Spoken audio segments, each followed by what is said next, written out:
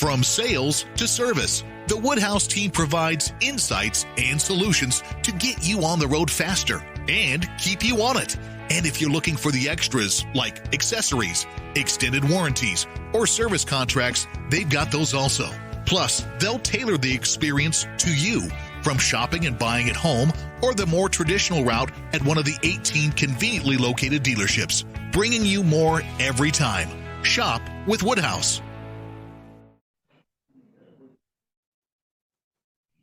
नमस्कार दोस्तों, मैं आह्वान और मैं आप सबका cinema this week that year में आपका स्वागत करता हूं तहे दिल से। आज हम उन्हीं फिल्मों के बारे में बात करेंगे जो इस हफ्ते अलग अलग सालों में रिलीज हुए थे। तो सबसे पहले मैं शुरू करूंगा 3 दिसंबर। इस डेट को बहुत सारे फिल्में रिलीज हुए थे। 1982 की अगर मैं बात करूं तो इसी दिन विधाता, स्वामी दादा, तकदीर का बादशाह और अर्थ जैसे नामी फिल्में रिलीज हुए थे 1982। इन चारों फिल्मों ने 40 साल पूरे किए। And as a matter of fact ये देवानंद जी का डेथ एनिवर्सरी है। तो स्वामी दादा, जिसमें देवानंद मुख्य कलाकार थे, उनका ये फिल्म भी उन्हीं के डेथ एनिवर्सरी को रिलीज हुआ था। तक्षक नाम का मूवी 1999 में रिलीज हुआ था 3 दिसंबर। 2010 में रिलीज हुआ था खेले हम जी जान से, जो चिटागोंग अपराइजिंग के ऊपर फिल्म था। उसमें अभिषेक बच्चन और दीपिका पादुकोण मुख्य भूमिकाएं में नजर आए थे।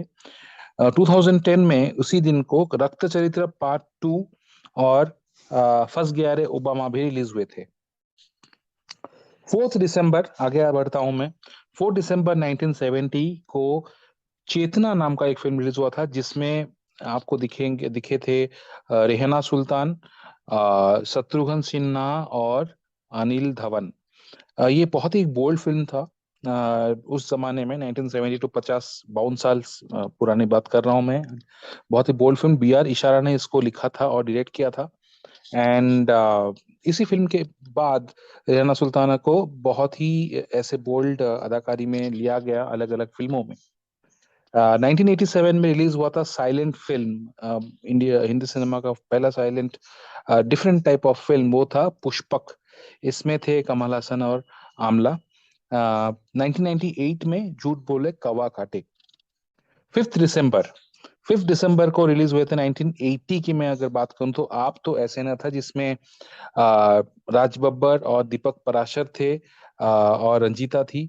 इसके गाने बहुत अच्छे थे, स्पेशली तू इस तरह में से मेरी जिंदगी में शामिल है। इसको दो अलग अलग प्लेबैक सिंगर ने गाया था, जिसमें से एक मोहम्मद रफी भी थे। इसका एक स्लो वर्जन और एक लेडी प्लेबैक सिंगर ने भी गाया था इसको। और इसको मतलब 3 लोगों ने इस गाने को अलग अलग ट्यून्स में, अलग अलग मॉड्यूलरिटी में गाया था, मॉड्यूलेशंस में, सॉरी। जीवा नाम का फिल्म 1986 में संजय दत्त और मंदाकिनी स्टार रिलीज हुआ था। इसमें एक बहुत ही अच्छा गाना था जिसको आशा भोसले जी ने गाया था, वो था रोज रोज आंखों तले एक ही सपना तले। फिर 1969 5 दिसंबर को रिलीज हुआ था राजेश खन्ना और मुमताज की फिल्म दो रास्ते। 6 दिसंबर आगे बढ़ता हूँ। 6 दिसंबर 1965 गाइड, देवानंद और वाहिदा रहमान स्टारर। इस फिल्म में कमाल के गाने थे। This is one of the path breaking films in the annals of Hindi cinema. और इस फिल्म में मतलब दो वर्जन्स में रिलीज हुए थे। इंग्लिश वर्जन भी एक है गाइड का और हिंदी वर्जन में भी रिलीज हुआ था। 1974 में रिलीज हुआ था मजबूर, अमिताभ बच्चन, परवीन बाबी और प्राण इसमें थे।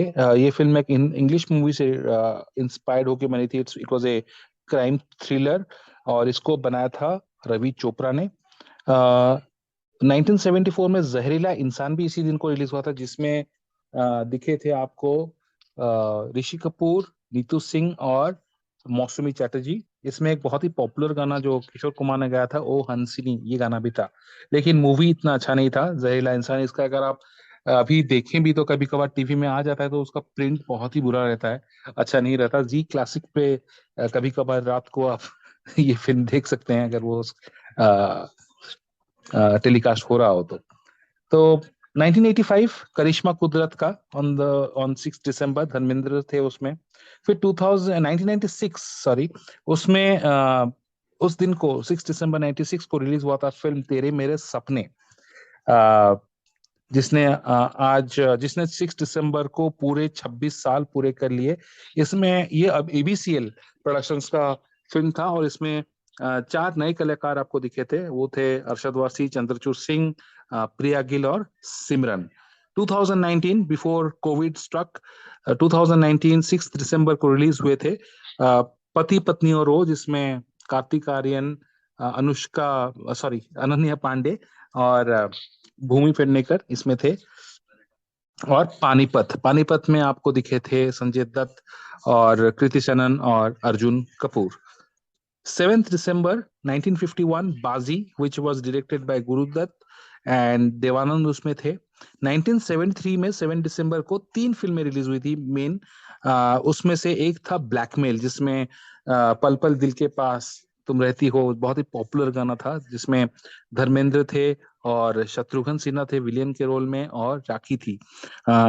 73 में ब्लैकमेल के साथ धर्मा नाम का मूवी रिलीज हुआ था और कश्मकश भी रिलीज हुआ था।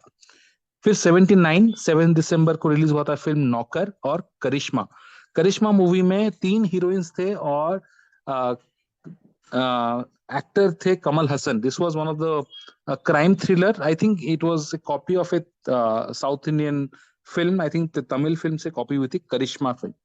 तो 1990 में 7 दिसंबर बहुत ही एक ऐतिहासिक फिल्म रिलीज हुई थी जिसने पूरे 32 साल पूरे किए इसी हफ्ते, and that was none other than Ram Gopal Varma's Shiva. Shiva had Nagarjuna in the lead role, in the titular role, playing the college boy. और इनके साथ दिखे थे आपको रघु, जो अभी इस दुनिया में नहीं है, और इसमें आपको हीरोइन के रूप में नजर आए थे आमला, जो नागार्जुना के भी रियल लाइफ में वाइफ हैं। शिवा के साथ तेजा रिलीज हुआ था जिसमें संजय दत्त दिखे थे, और बाहर आने तक सुमित सेगल वाला फिल्म वो भी इसी दिन को रिलीज हुआ था 1990 में। 2007 7 दिसंबर को रिलीज हुआ था 10 कहानियां, one of the most farmer films around anthology, मतलब 10 अलग अलग कहानियों को लेके ये फिल्म बना था। ये व्हाइट फेदर फिल्म्स, मतलब संजय गुप्ता का प्रोडक्शन था, जिसमें अलग अलग स्टोरीज थे, 10 स्टोरीज, और अलग अलग डायरेक्टर्स लोगों ने इसको बनाया था। 8 दिसंबर 1971 गंगा जमुना, व्हिच है दिलीप कुमार। 1972 में गंगोत्री के किनारे, Victoria 203 and Sanjeev Kumar and जय भादुड़ी स्टारर कोशिश। 1972 इस फिल्म ने पूरे 50 साल पूरे किए। आगे बढ़ता हूं, 1978 में धर्मेंद्र स्टारर शालीमार और कानून का शिकार, जिसमें कबीर बेदी थे। एक चीज और बता दूं, 1978 8 दिसंबर की बात कर रहा हूं मैं, तो इसी दिन को 8 दिसंबर को धर्मेंद्र का भी बर्थडे था, और उन्हीं के बर्थडे में शालीमार फिल्म रिलीज हुआ था, जिसमें उनके साथ दिखे थे आपको जिन्नत अमान। हम बेवफा हरगिज ना थे, ये गाना उसी फिल्म का है। 1989 पाप का अंत, जिसमें आपको दिखे थे हेमा मालिनी, माधुरी दीक्षित और गोविंदा। और उसी दिन को श्रीदेवी का चालबाज भी रिलीज हुआ था, जिसमें श्रीदेवी का डबल रोल था। सीता और गीता से इंस्पायर्ड था ये फिल्म, और उसमें उनके साथ थे रजनीकांत और सनी देओल। तो Madhuri and Sridevi they clashed at the box office on this date 8 December 1989। 1995 में गोविंदा का फिल्म गैम्बलर, जिसमें गोविंदा आदित्य पंचोली भी थे, और मैं चाहे वो करूं मैं चाहे ये करूं मेरी मर्जी, ये गाना उसी फिल्म का है। 27 साल पूरे किए इस फिल्म ने। 2006 में अमिताभ बच्चन, रानी मुखर्जी, जॉन अब्राहम एंड सलमान खान स्टारर बाबुल, रवि चोपड़ा ने ये फिल्म बनाया था। 9 दिसंबर 1977 को फिल्म रिलीज हुआ था दरिंदा, फिर पहेली और टिंकू। 1983 में कुणाल गोस्वामी स्टारर कलाकार और Mithun starrer karate. 1994 Akshay Kumar and Madhu starrer Zaalim. 2005 में 9 दिसंबर को रिलीज होते फिल्म एक अजनबी, कलयुग और नील एंड निकी। कलयुग फिल्म में कुणाल खेमू ने as an adult actor debut किया था, इफ आई रिमेम्बर, और उसमें नेगेटिव रोल में आपको दिखे थे अमृता सिंह। 2011 9 दिसंबर को रिलीज हुआ था फिल्म लेडीज वर्सेस रिकी बहल, जिसमें रणवीर सिंह थे, और रणवीर सिंह के साथ 4 लड़कियां थीं। एक तो परिणीति चोपड़ा, दूसरी दीपोनिता शर्मा, और Aditi Sharma, and main heroine थी उसमें अनुष्का। तो इसी दिन 9 दिसंबर 2016 को आदित्य चोपड़ा ने फिल्म अपनी रिलीज की थी, वो थी बेफिक्रे। उसमें भी रणवीर सिंह और दिखे थे उनके साथ वानी कपूर। तो ये थी मेरी लिस्ट ऑफ फिल्म्स मेरे डायरी से, 3 दिसंबर से लेकर 9 दिसंबर। तो सबसे अहम फिल्म आज, 3 अहम फिल्म हम इसी मंच पे डिस्कस करेंगे। और सबसे पहले मैं जाऊंगा आज अभिजीत के पास। अभिजीत आज एक बहुत ही important film, ground breaking film के बारे में बोलने वाले हैं, वो है राम गोपाल वर्मा का शिवा। तो I am handing over the mike to Abhijit. Please unmute yourself and please refresh our memories on Shiva. Thank you so much Avan and thank you so much to everybody in this panel. तो शिवा जो है अभी आज के date पे ना एक बहुत इम्पोर्टेंट ट्रेंड आ गया है कि South Indian movies which become pan India. तो South Indian movies which become pan India movies ये शायद स्टार्ट हुई थी सदमा से। सदमा was around the early 80s, 82 83 करीब। और फिर बाद में आया था पुष्पक, विच वाज, पुष्पक को तो हम साउथ इंडियन मूवी कह नहीं सकते क्योंकि उस मूवी में कोई लैंग्वेज नहीं था, तो it was a silent movie. But ये दोनों मूवीज पूरी इंडिया में चली थी और ये पूरी इंडिया में अप्रिशिएट हुई। बट सदमा was also a remake of the with the same characters, एक रीमेक हुआ था, सेम एक्टर्स, एक रीमेक। फिर आया था जो तीसरा था पैन इंडिया ये होने वाला, वो था शिवा। शिवा जो आया था आई थिंक 1990 में आया था, जैसा अहवान ने भी बताया। But it was a very ground breaking film, क्योंकि ये उस वक्त था हिंदी फिल्म इंडस्ट्री में जहाँ की जब अमिताभ बच्चन के लेट स्टेज के मूवीज आफ्टर वो इलेक्शन हार गए थे, उनका एबीसीएल कंपनी डूब गया था, तो लेट स्टेज में डेस्परेटली कुछ मूवीज करते, फ्लॉप मूवीज आ रहे थे। एंड एक क्लियरली एक गैप था हमारे इंडियन सिनेमा में कि we were looking for something new to come. Sunny Deol was one person जिनके मूवीज आ रहे थे, और तब तक गोविंदा का रेज स्टार्ट भी नहीं हुआ। उस वक्त आया था शिवा। और शिवा पे ऑब्वियसली हम कास्ट में से किसी को नहीं जाता, हमें सिर्फ मालूम था कि जो आमला जो है, she was also there in Pushpak, और आमला रिपीटेड है। नागार्जुना को तब मतलब जो पैन इंडिया ऑडियंस है, नागार्जुना का तो पहचानता नहीं था, नारायण गोपाल वर्मा को तो कोई जानता ही नहीं था उस वक्त। शिवा जब रिलीज हुई तो वो ये था वीसीआर का जमाना, तो word of mouth was everything. तब तो रिव्यूज वगैरह भी दिखते नहीं थे, तो वर्ड ऑफ माउथ ही सब कुछ था, तो हम जानते थे। फिर पास के वीडियो कैसेट वाले से बोलते थे कि आप शिवा आया है, ऐसा कोई मूवी इसका है, बढ़िया प्रिंट वाला एक दो। बढ़िया प्रिंट वाला हम लेके फिर हम घर में बैठ के देखते थे वीसीपी या स्लैश वीसीआर। शिवा की मूवी, शिवा जब रिलीज हुई तो शिवा का सबसे इम्पोर्टेंट चीज था उसका जो पोस्टर। पोस्टर में था कि वो एक फिस्ट था, मुट्ठी था, उस पे वो साइकिल का चेन गिरा। वो फिर फैशन स्टेटमेंट बन गया। एंड काफी लोग उसको मतलब वो चेन का एक रिंग टाइप का बनाते थे, वैसे टाइप के रिंग्स आने लग गए जिसको अपना हाथ में ऐसे पहन के घूमो, वो एक फैशन स्टेटमेंट हो गया था। And specially in in the violent zones of India तो वो काफी यूज भी होने लग गया था। फिर वो मूवी हमने देखा था, and it was one of those rare movies on college life. Actually college life की मूवीज भी ना तब तक उतना ज्यादा नहीं बनता था, जो which was college romance and college fight जो भी हो निकलता था, वो काफी बड़ा हिट भी होता था। तो Shiva fail into the bracket. उस पे जो एक्टर्स थे और जो पूरी स्टार कास्ट और पूरा उसका जो ग्रिपिंग है फ्रॉम सीन वन। शिवा में मेन रोल था एक जेडी बोल के था, जेडी चक्रवर्ती, जो बाद में सत्या भी किया था। He was impressive. Nagarjuna was very impressive. Amla was impressive. But the most impressive of the lot was Raghuvaran. Pan India audience were not aware of who Raghuvaran was. और रघुवरन को हम पहली बार देखे, और रघुवरन बहुत कम डायलॉग्स में भी बहुत मिनेसिंग विलन। उसका एक फेशियल एक्सप्रेशन था which was very menacing, and Raghuvaran instantly became a household name. And Raghuvaran का फिर बाद में एक और मूवी आया था अंजलि, वो भी हिट हुआ था, इंडिया में चला था बिकॉज पैन इंडिया में चला था because of the effect of Satya. तो ये शिवा का जो इफेक्ट था बहुत जबरदस्त था, it established Ram Gopal Varma as a director. ये हम सब मानेंगे कि राम गोपाल वर्मा का जो मूवी आया था बाद में Satya is the landmark movie in Indian cinema.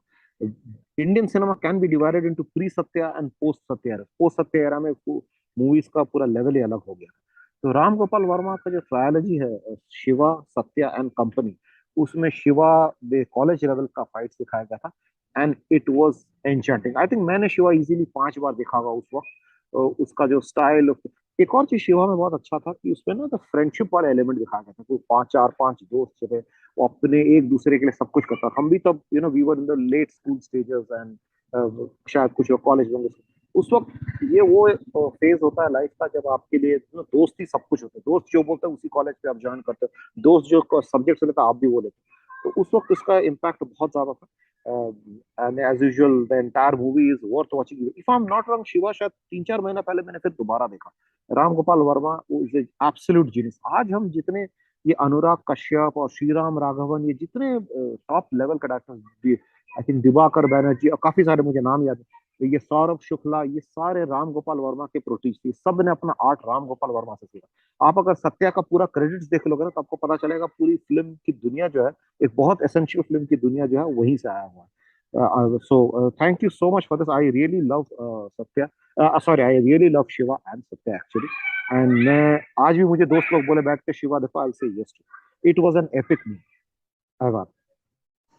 Thank you so much Abhijeet, आपने बिल्कुल सही बोला। स्पेशली इसके एक्शन जो था और इनका जो रामगोपाल का जो स्टाइल था, सारे एक्शन सीन्स में वो लोग वो म्यूजिक नहीं देते थे बैकग्राउंड में, मतलब पूरा पंचेस का साउंड इको होगा वो सब। So it was something very new and unusual for a Hindi film तब के जमाने में। और थोड़ा उसका कंटेंट और इसका एग्जीक्यूशन बहुत ही सीरियस टाइप का था। और जब आमला का कैरेक्टर को मार देते हैं, I think that was also a very shocking moment in the film. So Ramgopal Verma को जाना जाता है शॉक के लिए, और उन्होंने इस फिल्म में बहुत सारे शॉक्स ऑडियंस को दिए थे, बिकॉज ऑफ विच ये फिल्म शायद अभी भी इतना ही पैशन के साथ लोग याद करते हैं। Thank you so much Abhijeet. हम आगे बढ़ेंगे आज सजीव जी के पास। बताइए सजीव जी, आप कौन से फिल्म के बारे में आज बोलना चाहेंगे? या thank you Evan. And Shiva के बारे में अभिजीत से जो सुना उसके बाद मेरी बहुत सारी यादें ताजा हो गई है।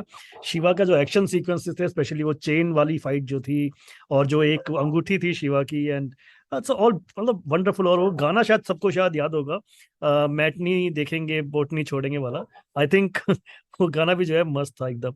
तो चलिए मैं अपनी जो फिल्म है उसके बारे में बताता हूँ। एक फिल्म जिसके बारे में हम बात कर रहे हैं वो है अर्थ।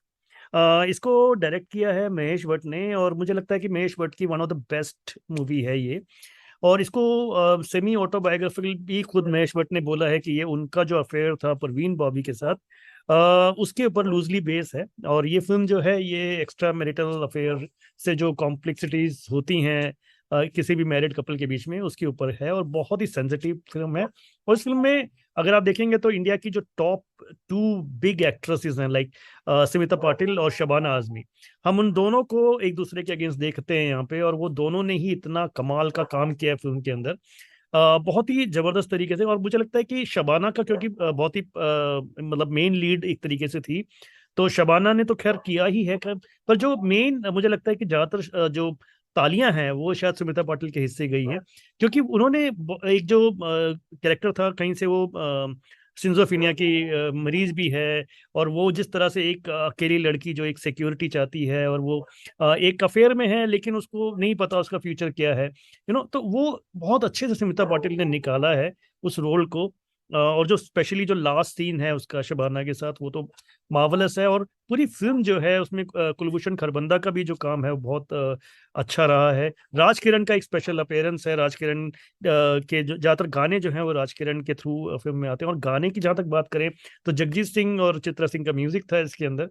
मतलब मुझे लगता है कि ये जो गजलें इस फिल्म के लिए क्रिएट हुई हैं वो शायद उसका वो लाइफ मतलब जिंदगी भर के, मतलब मेरे ख्याल से कायनात जब तक है तब तक उन गजलों को लोग याद करेंगे। इतनी सुंदर गजलें हैं, इतना सुंदर म्यूजिक है इस पूरी फिल्म का, कि आप उन गजलों से अपने आप को कभी भी अलग नहीं कर सकते। तो वो ओवरऑल ये फिल्म जो है, ये फिल्म आप कभी भी उठ कर देख सकते हैं। ये आपको हमेशा ही एक बेहतर फील देगी। बहुत अच्छे से आप इस फील कर पाएंगे इस फिल्म को। और जिस तरह की महेश भट्ट ने मूवीज बनाई हैं उनमें से ये डेफिनेटली टॉप फेवरेट रहेंगे हमेशा। Thank you Evan. Thank you so much सजीव जी, अर्थ के बारे में बोलने के लिए। इस फिल्म ने 40 साल पूरे किए, and as you said it is one of the most important and fantastic films of Mahesh Bhatt ji, जिन्होंने अलग अलग कॉम्प्लेक्स सब्जेक्ट्स को लेके बहुत अच्छे अच्छे फिल्में बनाई हैं। और मैंने जहां तक सुना है राजकिरण का जो रोल था, वो पहले अनिल कपूर उसके उस रोल के लिए बहुत इंटरेस्टेड थे and he wanted that role, to play that role, but Mahesh Bhatt उनको ज्यादा घास नहीं डाले। फिर वो बहुत खफा हो गए, शबाना आजमी के पास गए। शबाना आजमी में ने ये बात महेश जी को बताया कि आगे जाके कि Anil Kapoor was very much interested. तो महेश भट्ट बोलते हैं कि हाँ, उनको अगर ये रोल चाहिए था तो he should have been more aggressive. वो थोड़ा मुझे कैजुअली लगा मुझे उनका बातें, और ही डिड नॉट, मतलब उन्होंने उनको इतना घास नहीं दिया था। पर आगे जाके महेश भट्ट ने शायद उनके साथ एक दो फिल्में बनाए, उनमें से एक थी फिल्म आवारगी। तो ये थे थोड़े बहुत किस्से। और आई थिंक जैसा आपने बोला जगजीत सिंह के बारे में, आई थिंक जगजीत सिंह का ये पहला एल्बम था, जगजीत एंड चित्रा। और वो गाना तो बहुत ही अच्छा है, तुम इतना जो मुस्कुरा रहे हो क्या गम है जिसको छुपा रहे हो। राजकिरण और शबाना आजमी पे ये गाना पिक्चराइज हुआ था। थैंक यू सजीव जी अर्थ के बारे में बोलने के लिए। और हमारे साथ अभी संदीप भी हैं, तो शायद संदीप आज तक्षक मूवी के बारे में कुछ बोलना चाहेंगे। तक्षक जिसने 23 साल पूरे किए इसी हफ्ते। ये फिल्म बनाया था गोविंद निहालानी ने, अजय देवगन, तब्बू और राहुल बोस को लेके। अमरीश पुरी भी दिखे थे इसमें। Over to Sandeep. Thank you Avan and Sajeev, thank you very much Arth पे बोलने के लिए। वो फिल्म मेरी भी एक बहुत ही प्रिय फिल्म है। उसका स्टोरी हो, एक्टिंग हो या गाने हो।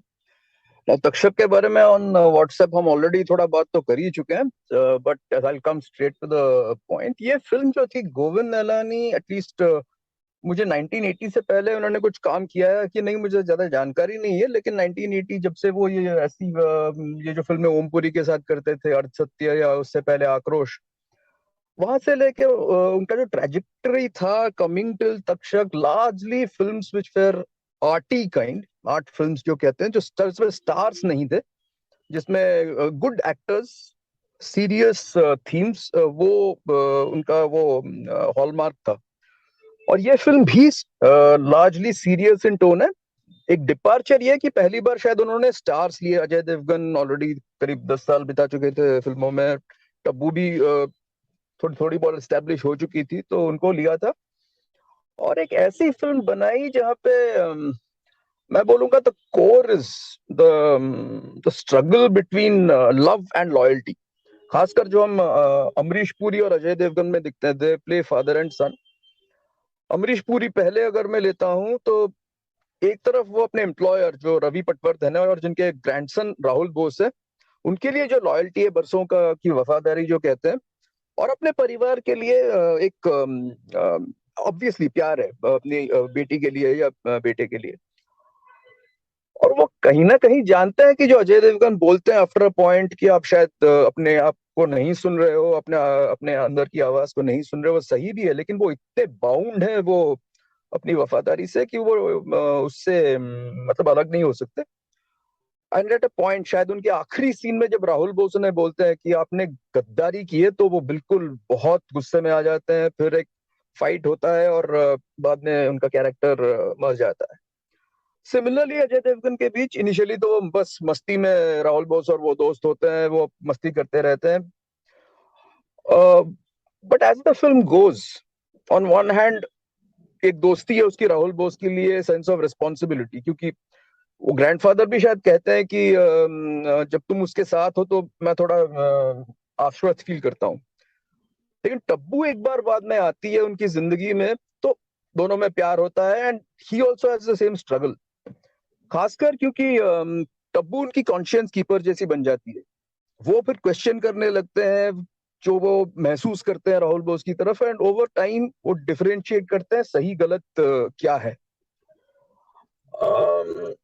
सेंट्रल पॉइंट एक फैमिली को राहुल बोस जाके मार देते हैं क्योंकि उनके कोई जमीन जायदाद का शायद मामला था, मुझे ठीक से याद नहीं आ रहा है, बट उनको मार देते हैं। इन्वेस्टिगेशन होता है। तब्बू जानती नहीं है कि अजय देवगन वहां विटनेस थे, लेकिन वो तो बताती हैं कि कितना बुरा लगता है, कितना गुस्सा आ रहा है उन्हें, और ये सब अजय देवगन को अंदर से जागृत करता है। ड्यूरिंग द इन्वेस्टिगेशन में दूसरे गोविंद जो मैंने लिखा था, गोविंद नामदेव, ये one of his best roles, villain नहीं है, एक अपराइट पुलिस ऑफिसर है, किस तरह वो इन्वेस्टिगेट करते हैं और अजय देवगन को पुलिस स्टेशन आके इंटरोगेशन करने के लिए मजबूर भी करते हैं। और आगे जाके ये फिल्म कैसे खत्म होती है, जिन लोगों ने देखा उन्हें तो पता होगा, ये रियलिस्टिक ही एंड था।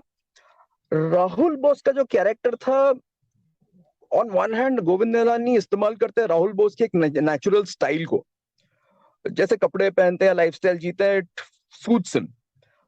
और उनके कैरेक्टर को एक शॉर्ट टेम्पर, सडनली गुस्सा हो जाना और एक थोड़ा साइकोटिक स्ट्रीक वो देते हैं। तो राहुल बोस का कैरेक्टर बहुत मेनेसिंग हो जाता है towards the, specially Amrish Puri को मारने के बाद उनका character more and more menacing होता है, और आखिर तक तो ऑलमोस्ट वो पागल हो जाता है।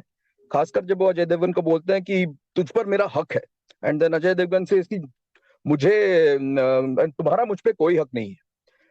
और राहुल बोस ऑल्सो रियलाइजेस कि टब्बू की वजह से अजय उनसे दूर जा रहे हैं, तो वो वहां भी बहुत गुस्सा होते हैं। तो अजय देवगन इन सब कारणों की वजह से आखिर में उनके बीच झगड़ा होता है, और अजय देवगन को पता चलता है कि राहुल बोस की वजह से ही उनके पिता की हत्या हुई है, और एंड में राहुल बोस को मार दिया जाता है।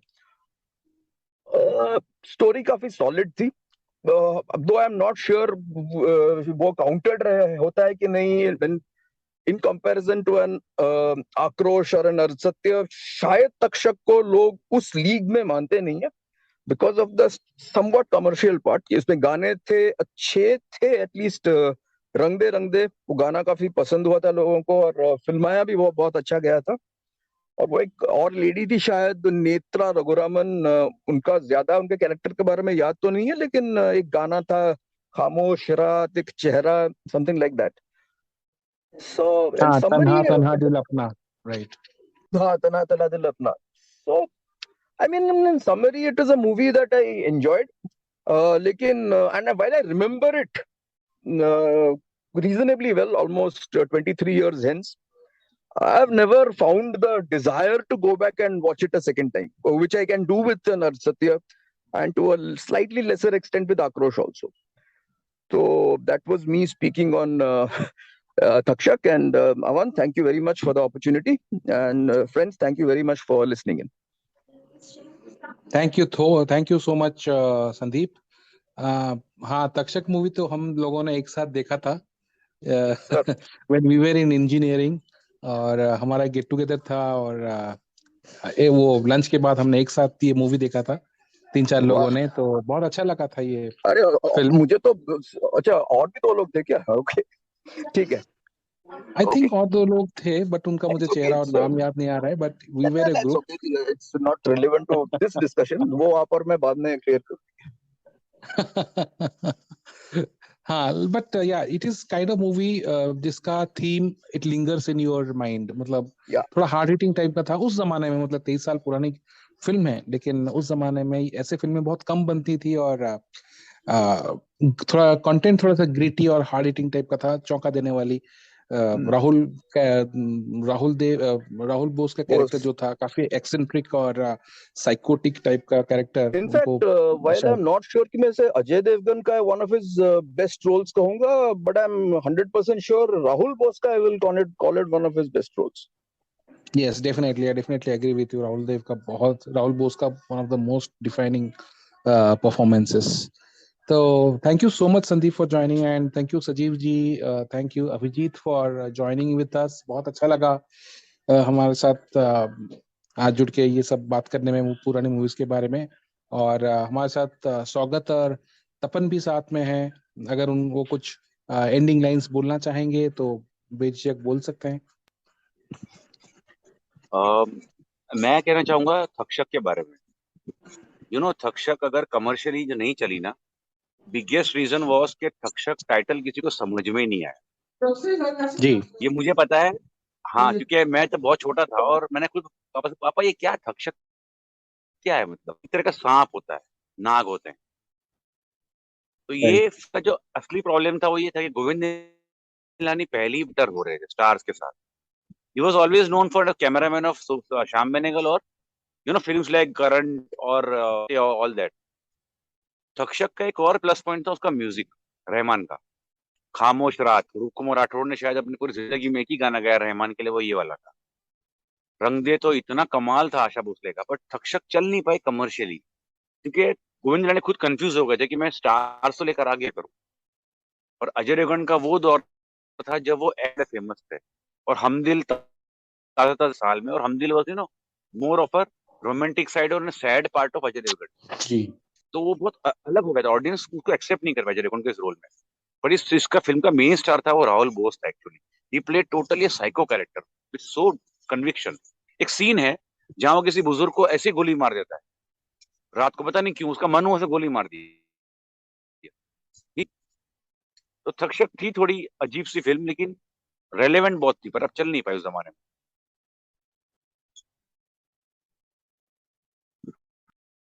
जी बिल्कुल, और वो कैरेक्टर शायद एके हंगल ने प्ले किया था, वो बूढ़ा इंसान। एग्जैक्टली हाँ, इन द ये इनिशियल पार्ट में तो एके भूल ही गया था।